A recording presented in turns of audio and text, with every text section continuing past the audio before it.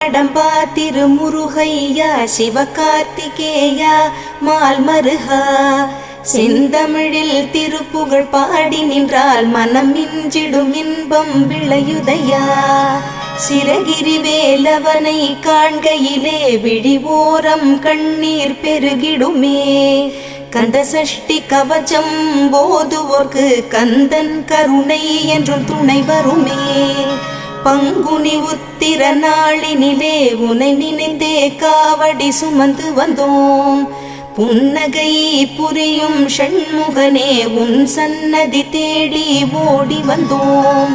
உன் பதம் பணிவது என் தவமே, என் மனதில் நிறைந்திடும் உன்முகமே.